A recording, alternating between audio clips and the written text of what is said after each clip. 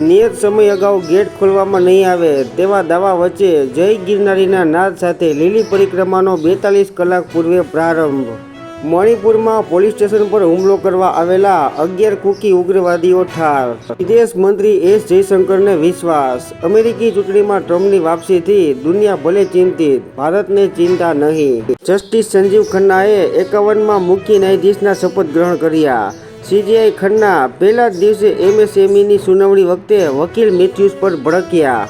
ખાલિસ્તાની આતંકી પન્નુની અયોધ્યાના રામ મંદિરને ઉડાવી દેવાની ધમકી। વડોદરા જીવતા બોમ્બ પર બેઠું છે, આસપાસ 1000 કરતાં વધારે કેમિકલ ઉદ્યોગો।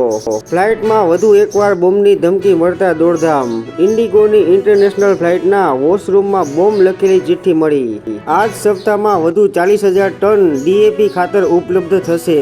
કૃષિ વિભાગનો દાવો, ખાતરની ખેંચ નહીં સર્જાય। આણંદ જિલ્લાના રાજુપુરા ગામની મહી નદી પર બુલેટ ટ્રેન કામગીરીની દુર્ઘટનાના 6 દિવસે પીએમ રિપોર્ટ આવ્યા નથી। કોંગ્રેસને કોમવાદી આદિવાસી વિરોધી બતાવતી ભાજપની જાહેરાતોથી વિવાદ। ગુજરાતમાં બિન ખેડૂત ખેતીની જમીન ખરીદી શકે તે માટે ટૂંકમાં નિર્ણય કરાશે। કપાસના ભાવ નવેમ્બરથી જાન્યુઆરી દરમિયાન ₹1460 થી 1600 રહેવાની સંભાવના। આતંકવાદી હુમલાની ચેતવણી પછી કાશ્મીરમાં સુરક્ષા વધારાઈ। પીજીવીસીએલના કોન્ટ્રાક્ટરોને ભાવ વધારાનો લાભ નહીં મળતા હડતાલ। અમરેલીમાં ટેકાના ભાવે મગફળીની ખરીદીનો પ્રારંભ। આ તો બાઇટિંગનો માલ છે, તેમ રૂપાલાએ કહેતા આગેવાનોમાં રમૂજ। બિટકોઇનમાં જોરદાર તેજીને પગલે $82,000ની નવી વિક્રમી સપાટી। દિલ્હીમાં 678માંથી 299 મહિલા જજો। દિલ્હીની નીચલી કોર્ટમાં 44% મહિલા જજ, 6 વર્ષમાં 11%નો વધારો। જાપાનના સાંસદોએ શિગેરુ ઇશિબાનીને ફરી એક વખત દેશના વડાપ્રધાન તરીકે પસંદગી કરી છે। કર્ણાટકના મુખ્યમંત્રી સિદ્ધાર્થ મૈયાનો ખુલાસો, ગેરંટીઓ પૂરી કરવામાં આર્થિક બોજ વધ્યો પણ યોજનાઓ નહીં અટકે। મહારાષ્ટ્રના યવતમાળમાં હેલિકોપ્ટરમાંથી ઉતર્યા કે તરત ચેકિંગ। બેગનું ચેકિંગ થતાં ઉદ્ધવ ઠાકરે અકળાયા। મોદી અને અમિત શાહની પણ બેગ ચેક કરો।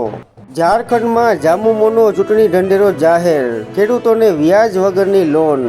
એઆઈની રેસમાં ભારત મોખરે, પરંતુ કંપનીઓ નક્કર ફાયદો દર્શાવવામાં અસફળ। વાવમાં પ્રચાર પડઘમ શાંત, હવે ડોર ટુ ડોર સંપર્ક। ચૂંટણી જીતવા ભાજપ કોંગ્રેસ અપક્ષે એડી ચોટીનું જોર લગાવ્યું। માનવતાની સેવા કરવી તે જ હિન્દુ ધર્મ, દુનિયાનો વિનાશ કરતા શસ્ત્રો ખૂણે ખૂણે પહોંચ્યા। ત્રીજા વિશ્વયુદ્ધનું જોખમ, મોહન ભાગવત। હાઈકોર્ટની ગોવા બેન્ચે નીચલી કોર્ટના આદેશને પલટાવ્યો। યુવતી પુરુષ સાથે હોટલના રૂમમાં જાય એટલે સમાગમ માટે સંમત છે તેમ ના મનાય। છેલ્લા 11 દિવસમાં અકસ્માતના કેસમાં વધારો। દિવાળીની રજાઓમાં અમદાવાદમાં દરરોજ 97ને અકસ્માતમાં ઈજા। ભારતમાં જેટ સ્પીડે વધતા કરોડપતિ, 3 વર્ષમાં 1 લાખનો વધારો। અમદાવાદમાં વકફ ટ્રિબ્યુનલમાં 28 પડતર કેસ મામલે સિનિયર એડવોકેટની નિમણૂક। આણંદના ઉમરેઠ બીએપીએસ સ્વામિનારાયણ મંદિરના પૂજારી સામે દુષ્કર્મની ફરિયાદ। બાબા સિદ્દીકીની હત્યાના મુખ્ય શૂટરને 19 નવેમ્બર સુધી કસ્ટડી।